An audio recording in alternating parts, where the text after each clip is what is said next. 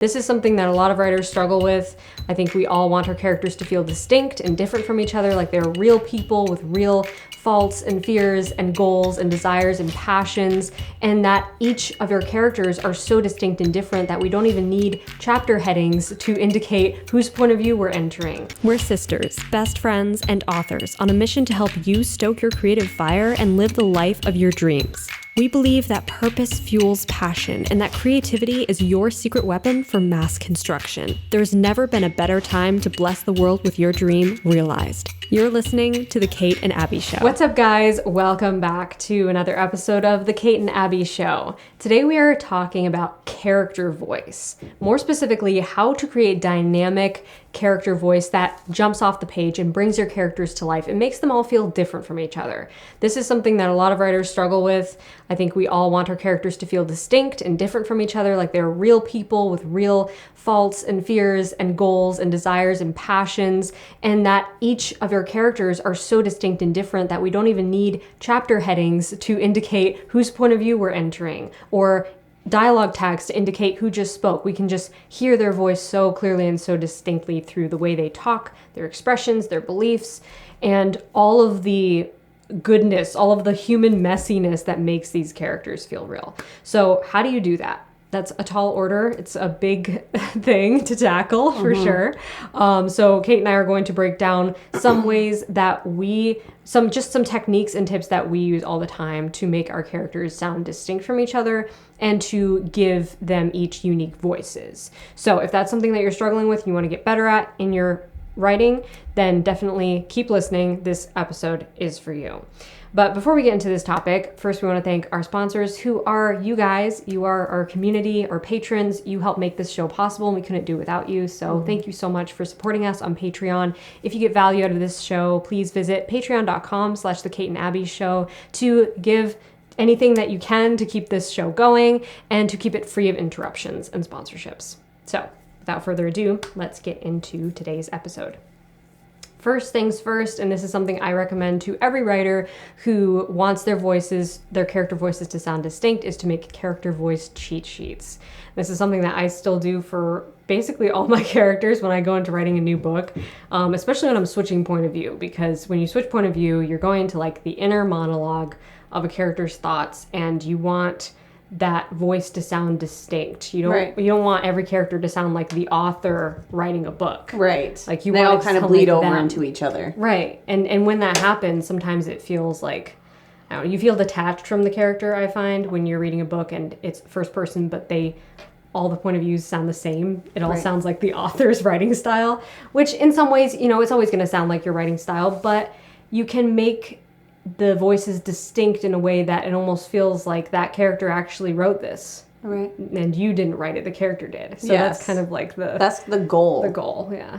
Which I feel like we both sort of do this in different ways with different approaches. For me, I write these character voice cheat sheets, which is basically like a quick bullet point list of who the character is, how old they are, where they grew up, their personality, maybe their sense of humor, some metaphors that they might use based on what they do all the time, like their hobbies, their job, their interests, where they live, will influence the kinds of metaphors and similes that they use, the different analogies that they use to compare things.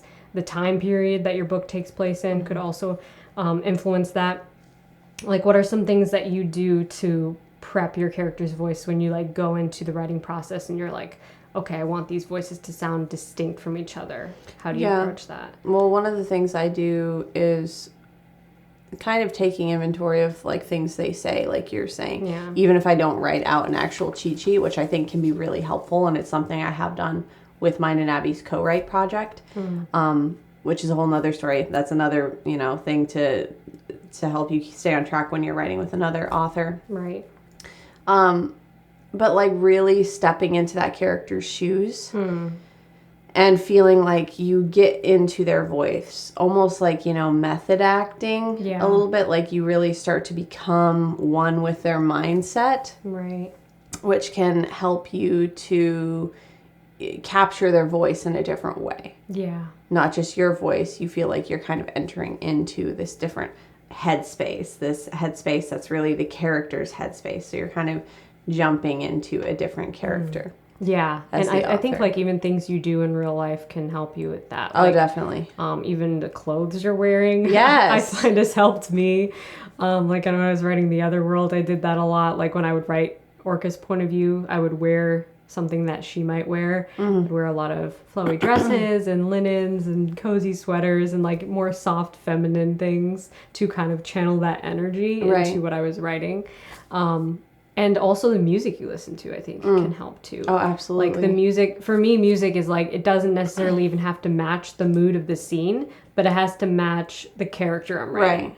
So, like, I'm currently writing a historical mystery series, which has a lot of like intense, dark, kind of suspenseful moments in it. But even when I'm writing like a suspenseful scene, if I'm writing it from a character's point of view who is more like a comic relief character, I will be listening to more lighthearted comedic music, even if it's like something suspenseful and scary that's happening, because I want to like channel that energy through the character's voice. And that's something that I find is really helpful, like setting the mood mentally with music. Yeah, I think that does help a lot. And I know you do a lot of character playlists, which can be really helpful for like getting into that headspace, like Abby's saying, even if it's not like a song that would be the soundtrack for the scene, if it's something that that character would be listening to, it kind of helps you like get into their mood, their vibe.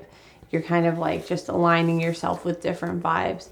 So that can be really helpful. Also, Pinterest is another one I use as well, like character boards, just like looking at the character or things that inspire me to get into that headspace, things that make me think of that character. I will often like scroll through and just like get inspiration from the board and be like, okay, yeah, I feel like I'm clicking with this character more. I'm getting more into their headspace. Right. So little things like that, whether it's you're dressing similarly, listening to similar music, looking at images that evoke imagery of their vibe and their energy, all those things can help you to actually align more with a unique character voice rather than just your own voice as an author. Yeah, I agree. It's like rinsing your brain through this. That's a good way to put it. Yeah. Through these different vibes. Yes. And taking on the vibes of that fictional person, which I think happens in real life a lot too, because when you hang out with a particular person, you might find like after spending a lot of time or several hours with this person talking to them, you know, maybe part ways, but then you find yourself talking in the same style as them. Yes. Or using some of the same words that they used, or just giving off some of their energy because it like rubbed off on you. So you're basically trying to so like true. invent this persona and then let it rub off on you. So That's such a great way to put it. Yeah. That is really what you're That trying just to came me, accomplish. but I feel like that's what you're trying to do there. It is. And one of the most challenging parts of this can sometimes be writing a character who has a different personality from you. And that's why I like to dig deep into character personalities before I start writing a new character, because a lot of times I don't want my characters to be just like my personality. Some of them end up being like me. Yeah, but you've written a lot. Like I can think of two off the top of my head Yeah. that are like very different. And, and yet you own their voice. Thank you. I mean, I try. It's like you have to really try to see things from their perspective, which is why I find learning about personality is so interesting, because everybody sees things from such different perspectives based on their personality that it can be really amazing, like very enlightening to learn about different personalities. Of course, my favorite personality typing system is the Enneagram, which I talk about a lot on my channel. I'm currently doing a breakdown video series on my channel diving into each Enneagram type. And I find that a great shortcut, a very powerful way to understand the differences between these different personalities and how they view the world differently. It's like we all look at things differently. And when you make all your characters sort of see life through the same lens that you see life, it's not going to sound very distinct. They're not going to sound very distinct from each other. But when you start to explore like, okay, what is their unique personality and how do they see conflict? How do they see right and wrong? What do they believe? What do they want in life? Like, what do they run from? What are they afraid of? And knowing that all those things are different for each person, that is part of what makes a huge part of what makes up their personality. So really digging into what is their personality, how can I make each one of their personalities distinct from each other, think helps with that a lot. Which the Enneagram's really helpful. Yeah. For it. And I think that can carry, like you're saying, that carries over into their voice. Like, what is their own individual personality like? So, what are the things they would be saying? What are the things they'd be thinking about? All of that's going to tailor how they communicate with other characters. And even how they communicate with themselves. Like, whether it's, they're very up in their head and they're always worrying about things, or, always trying to predict what's around the next corner, or if they're a really carefree person who kind of flies by the seat of their pants. That's all going to affect their internal dialogue and how they communicate with everyone around them. Yeah, exactly. And I think when you don't dig into that, you can fall into the trap of writing kind of a Mary Sue, Gary Stu kind of personality of like, they have no personality. And you might even, see this in some books that have this problem area. A lot of people will review them and say, I couldn't like this character because they had no personality. What does it mean to have no personality? Obviously, they're a person, but to not have a personality is like they don't have these driving internal conflicts. They don't have a specific lens through which they view the world. Maybe they don't even have passions and they don't have distinct beliefs. Like, those are the things that are, I think, the most important to shaping a personality, because it's going to determine how the internal narrative unfolds. And like you said, a character who's always thinking about like what might go wrong or something. You could have a character who's more of an optimist or more of a pessimist. Okay, that's maybe part of their personality. And that will greatly shape the way that you're going to write the narrative, because maybe the optimistic character is always thinking the best case scenario is going to happen, and then they're like catastrophically disappointed when something goes wrong, or even just a little thing doesn't meet their expectations. Or you might have a pessimistic character who's expecting the worst outcome, and then you kind of have this funny clash of expectation versus reality where the best thing happens and they thought the worst thing was going to happen, and vice versa. So even little things like that can influence the narrative so much that it makes the internal monologue of this character feel like an interactive experience, that you're in their mind with them. You're not just like watching events happen to this, You're not just watching from the sidelines and like not experiencing any of that conflict that's going on inside them. You're like in the character's head, you're one with the character, you're in their shoes. So it feels like it's a first person experience. And that's like what we love. That's what makes us addicted to a story, is it's like we're almost vicariously, living through this character. I think that's what people love about reading in general, or watching a well-written series or film, is that you're having this vicarious experience. And I think it's important as writers to always remember that we're providing this vessel through which our reader is going to have this vicarious experience through our character.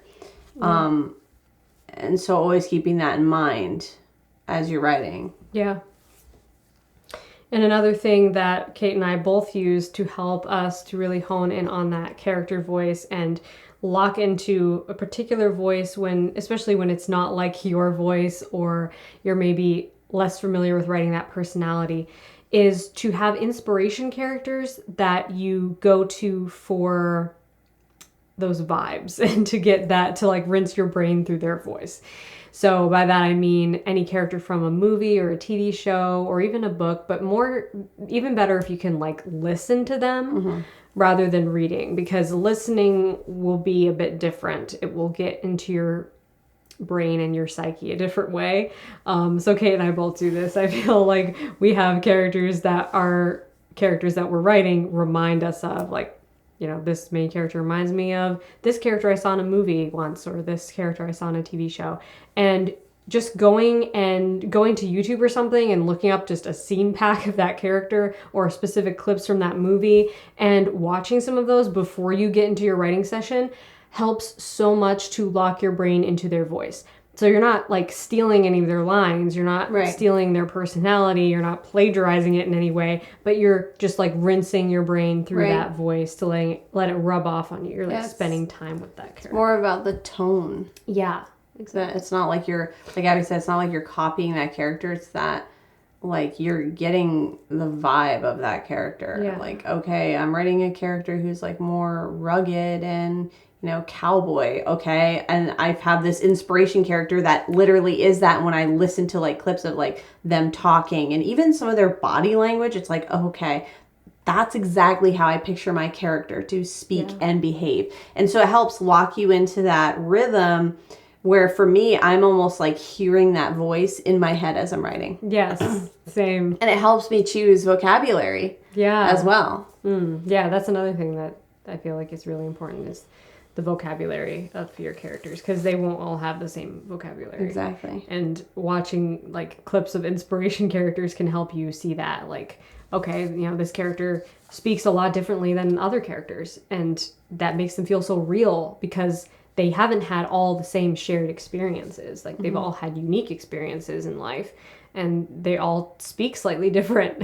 Yeah. And that's part of what makes them really jump off the page and feel like human, Yeah, exactly. is having those little nuanced differences. Yes. And I think spending time with those characters, whether it's just through watching a few clips before you get into your writing session, or watching a movie or watching a particular TV series like on the regular as you're writing a book, can help you to sort of get into that mindset and see things from a similar character's perspective. Yeah, it can. It's just like a way to fast track into a character. Yeah. I think to segue into their voice, their headspace, body language, all those things. The body language can be a big one too. And that's actually part of your character's voice. It's not just the things they say, it's the things they do, how they carry themselves. So those are all important things to remember. And if you can latch onto a character that's similar, it like just helps you. It's the same with the Pinterest thing, like looking at images, hearing the way a character talks, seeing a way how they carry themselves. Those things will help you to write your own characters better. Yeah, definitely. Another one that we sort of touched on a little bit with personalities, but deserves further going into, is beliefs and passions. And this is something that I think makes characters feel very distinct from each other, because even if they have similar personalities, they can have greatly different beliefs and passions. And this is a really interesting thing to explore, especially when you're writing two characters that seem like they have the same personality, or they're both, you know, say they're both like super analytical and logical and kind of aloof and mysterious, and they're both very focused on like ideology and theorizing life, okay? But they both have very different ideas of what the meaning of life is. That could create interesting conflict between those two characters and make their voices extremely distinct, even if they both have similar personalities. Same with other characters that maybe are like both very extroverted and sunshiny and happy and optimistic and outgoing. They could have very different beliefs and passions, or they could have very different like activities that they enjoy doing, right? Maybe one person is more of like a party animal and the other character is more of like an outdoorsy person who's like a daredevil and they enjoy doing things by themselves. You can have very similar characters with similar personalities on the outside, but inside, like at their core and their heart, they have very different beliefs. And I think that is so deeply personal to the human experience. Like, our beliefs literally make us unique from each other. Yeah. It's a huge part of what makes us unique from each other. And if your characters all have the same beliefs, or we never even get to know their beliefs, then they're gonna feel kind of flat and two-dimensional. Yeah, and that's what their internal conflict is really rooted in. Right. I mean, like if we don't know what their beliefs and passions are, we won't know why they're, you know, going after anything or what they're pursuing and why. Right. All of those things are really stemming from their internal conflict, stems from their beliefs. You know, like you would say, desire, fear, misbelief. We need to know what those things are, Right. so we can understand what their conflict is. If we don't have those ingredients working together, it won't be clear to us. Yeah, very true. And I think that's something that you can dig into as you go through the drafting process too. It's not something that you necessarily have to figure out before you start drafting. Sometimes it can reveal itself more to you as you like get into the thick of the writing process, and you start to see like, okay, these characters do feel very differently about certain things, and that's a big part of their life experience, and that's part of their past and part of what makes them who they are and what makes them choose certain things and make certain decisions. You know, it's all based on our belief systems. Yes. And that's a huge part of your internal conflict. It is, for and sure. Everybody has that internal conflict Yeah. to some degree, like depending on what you believe. But it's something that you definitely want to explore with your characters, because that's part of what makes their voices feel distinct and makes them not feel like just a two-dimensional person like pulled out of a personality typing quiz, or the, you know, character archetypes like, oh, this, you know, this character serves this role. If they just are filling a role, then they don't have a goal to pursue most of the time. Yeah. If they're just there to be like the best friend or the sidekick or the love interest or the villain, sometimes we can fall into those cliche traps of then influencing their voice based on what role they're supposed to be filling. Yeah, Like, 100%. oh, the best friend is supposed to be supportive all the time. Oh, the villain is supposed to be just, you know, a bully and antagonistic all the time. But all of these characters should have unique backstories and conflicts and reasons why they believe what they believe. Like, why is the antagonist antagonizing the hero? Right, which is what makes you truly invested in the story, is to know the reasons why, and not just, oh, well, this character is this way because the plot needs them to be this way, and there's really no further explanation. Right. And that adds to their voice too. That's one of the things to think about as well, is it's not just about the main character.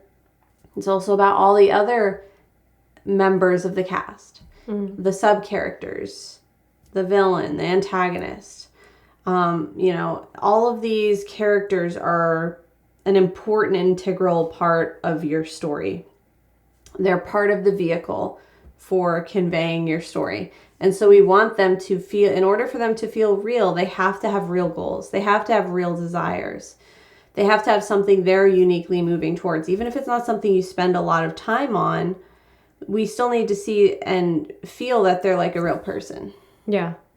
Right. Otherwise, they feel flat. They feel two-dimensional. Yeah. Yeah, very true. And I think one of the things that has helped me a lot to write distinct character voice is starting out with just some very basic challenges, like challenging yourself. If you're struggling with making distinct character voice, I would say challenge yourself to write two perspectives that are switching point of view that are very different from each other. Like, eventually you will be able to write with ease. You'll be able to write characters that are very similar and still feel distinct. But for now, like, just to challenge yourself, try to write two characters that are polar opposites and make their voices feel polar opposite from each other in your own way, your own unique style. This is something that I did many years ago when I was still writing fan fiction, and I was kind of playing with this dichotomy of making one character feel very distinct from the other. And it really helped to make them polar opposites and to make them feel like you're stepping into a whole different person's brain to read this chapter versus this chapter. And eventually it'll like just throw a switch in your brain. Yes. That's how it was for me anyway. It was like a switch just flipped in my brain at one point, and I was like, okay, I get it.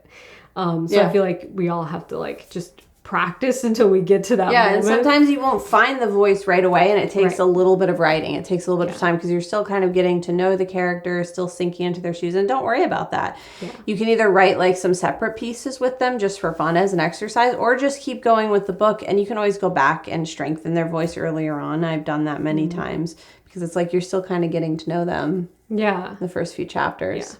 Yeah. And I think just not putting too much pressure on yourself to make it feel polished either. Because voice won't always be like perfectly polished and grammatically correct, and you know, it won't sound like it was a college essay or something. Depending on the character, of course, some characters might sound like that. They might write like that. But how would this character write if they were writing a diary entry to themselves?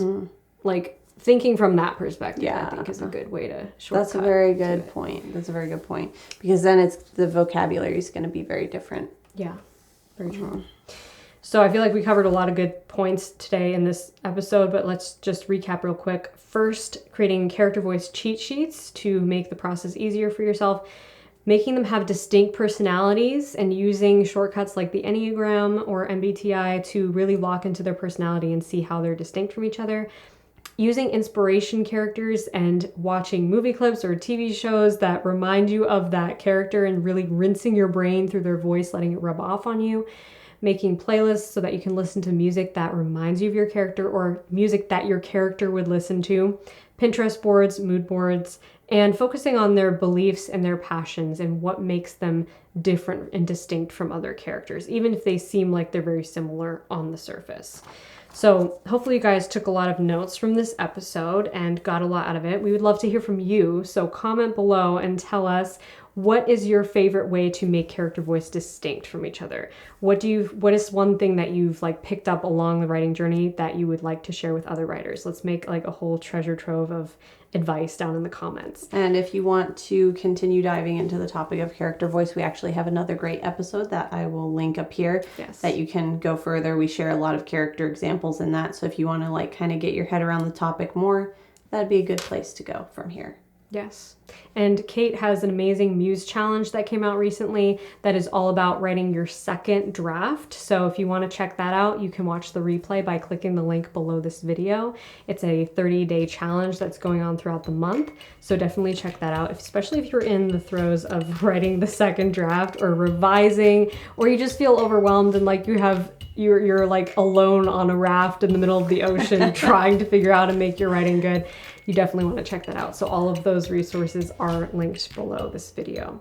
But thank you guys so much for joining us for this podcast today. We hope that you enjoyed the discussion. Make sure you join the discussion below and subscribe to this channel so that you don't miss any future episodes of the podcast. Until next time, stay stoked and rock on.